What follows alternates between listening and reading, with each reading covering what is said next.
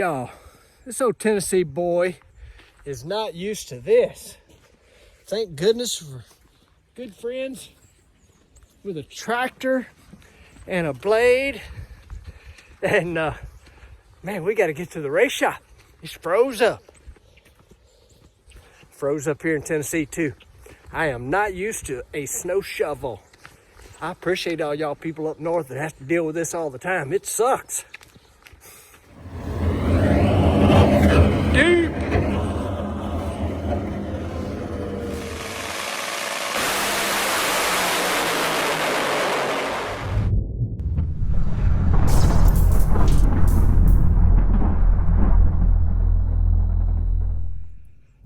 All right, folks, as you can see, backyard, toter home, stacker, and snow. I actually had to snow shovel. It's crazy. Got the old razor out. Don't have mud. It don't have mud cap. It's got a built-in snow cap. Cold, nasty.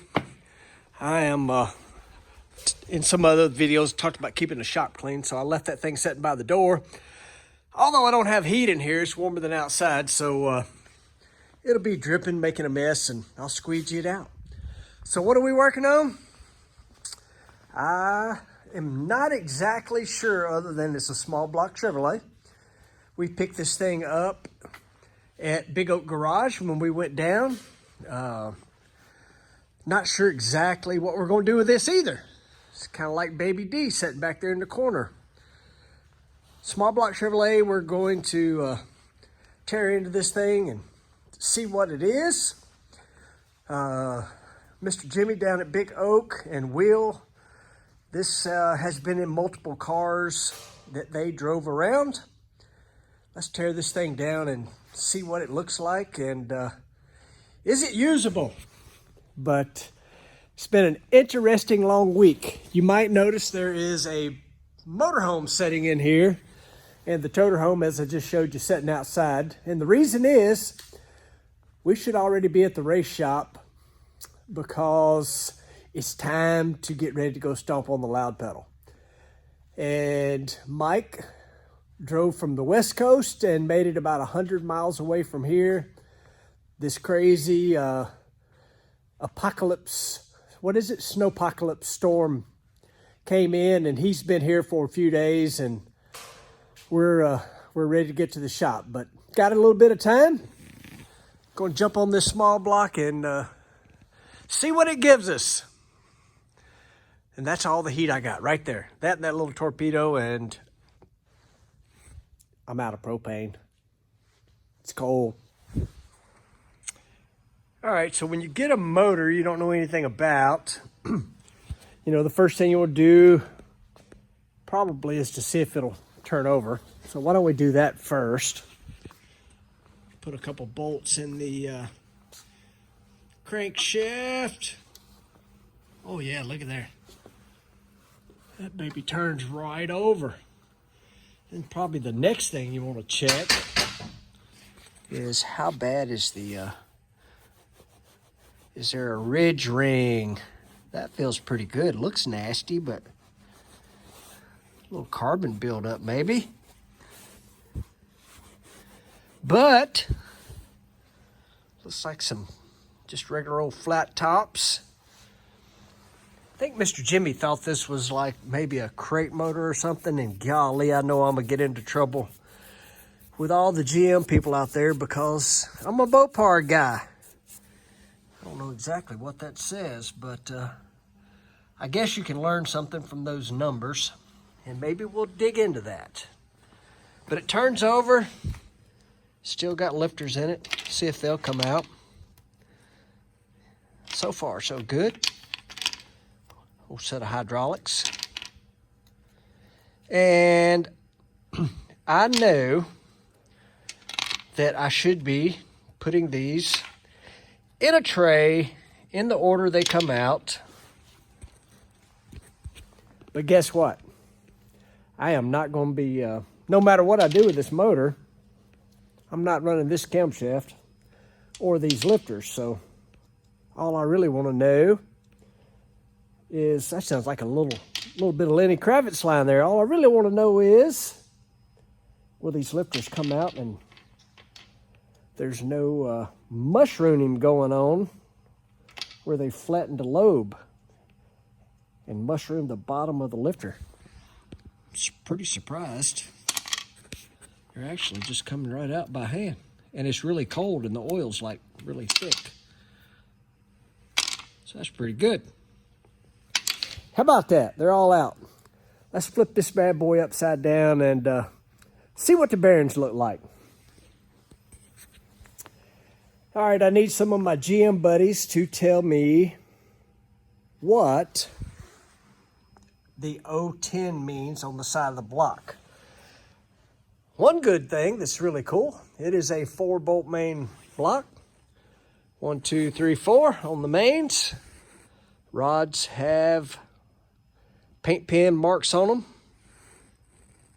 So I would guess this thing has been apart. Although that looks a lot like a 2, and that is definitely not cylinder number 2. So I don't know. You know what's really interesting? That's been ground on right there. Huh.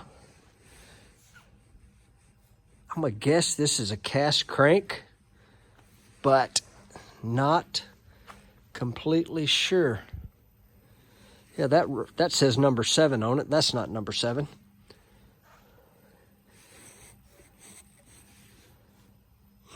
Got some weird writing on it that I don't quite understand because they're not in the cylinder that they're marked for.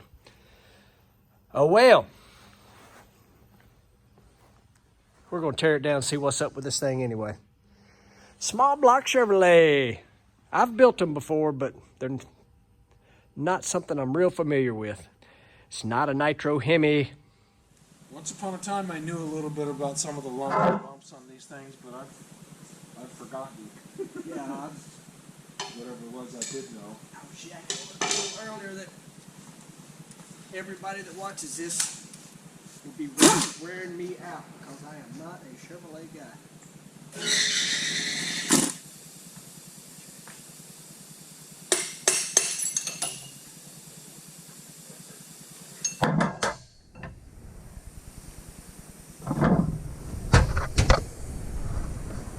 What does it look like? Well, there's our skirt. Ooh, it's got some crud on it. Got a little bit crusty. A couple of them have a little carbon on the top. Bearing. It's had a little bit run through it, not terrible. Seen worse. We've made worse. Oh yeah, way worse. Mike at the racetrack at this point. The old bottom end man will, what do they look for exactly? So if this was a HEMI, and it's clearly not. If this was a HEMI, the guys would be looking to see what kind of shape the bearings are in when they push it out to make sure we don't have a hot bearing and that the engine might need to be changed or have the crank polished up to get the hot spot off. Sometimes, you know, that's what you'll see, but it'll be repairable by polishing it a bit. And then, of course, the next would be to look at the mains, see what kind of shape all the mains are. In our top fuel HEMI, we're concerned with 2, 3, 4, and 5. 5 gives us a little bit of trouble just because of RPM, not so much load. The thrust main in the HEMI is in the center, and these are the 3 mains that carry the most load. But number 5 has that giant ass clutch hanging off it, so it sees a lot of weight and mass back here with something that doesn't spin on center real nice. So that's why sometimes we'll get some trouble with number 5 because of high RPM. It runs real fast. That'll be usually the first one we look at. It's number 5. If we go over 330, check number 5. And if it smokes the tires and the driver over revs it, it's spun. Not only the tires, but sometimes the rear main, that's for sure. And number 1, tell everybody why number 1 is rarely ever a problem. Number 1 main. Number 1 main's never a problem generally because we have the blower being turned by the crankshaft, and there's a lot of tension on the blower belt, so it tends to pull the crank upward a good bit of its rotation, so the number gets cushioned by the blower belt. It's a very large elastomer on the front of the engine, so it really makes number one a bearing you hardly ever have to worry about. Do we even change that after runs, number one? You know, there'll be many weekends that the number one main never even comes down and gets looked at.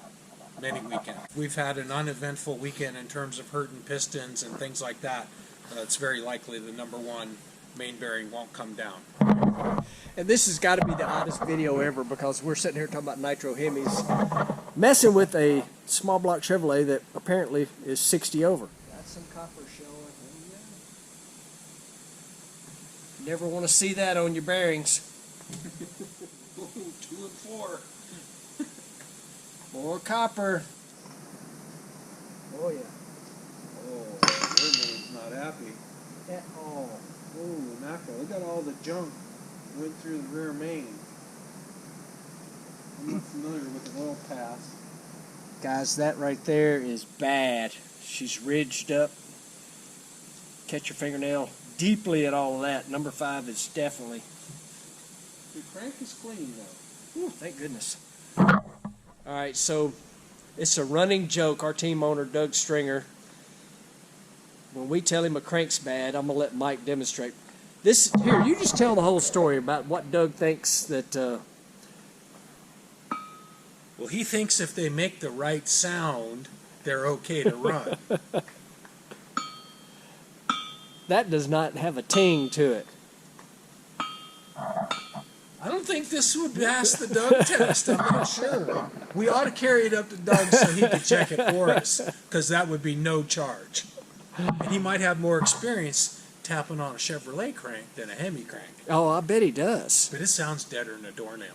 But it's a cast crank, so I'm not familiar with what a crummy old crank sounds like. So, Doug, we need to know, does a cast crank make the tinging sound?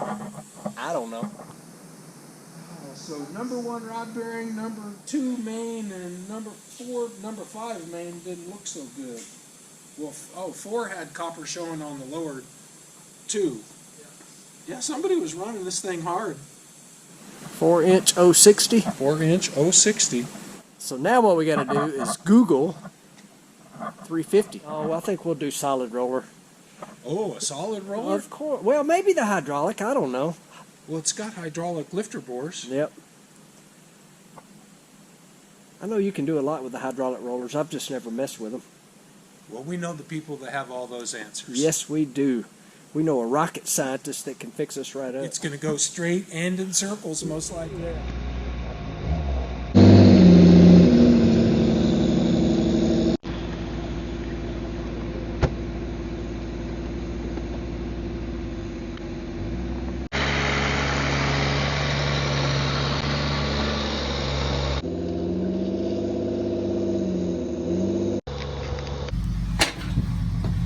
Woo!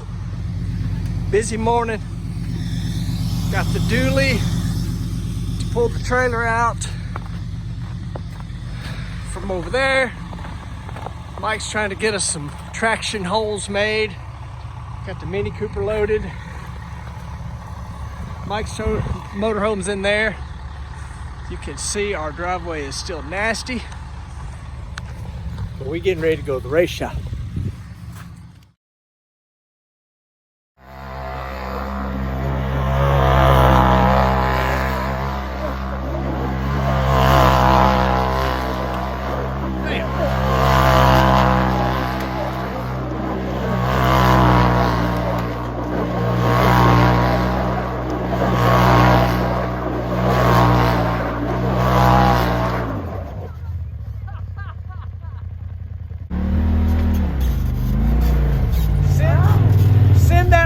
Tom Mintz and tell him that's how you do a cyclone.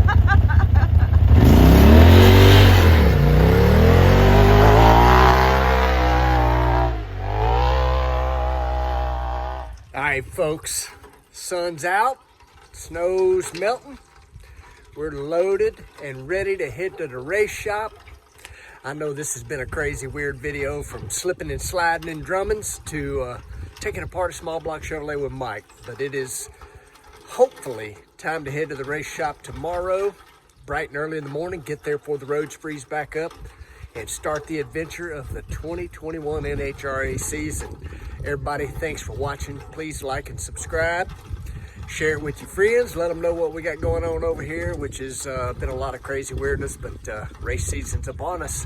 Thanks, guys, for watching.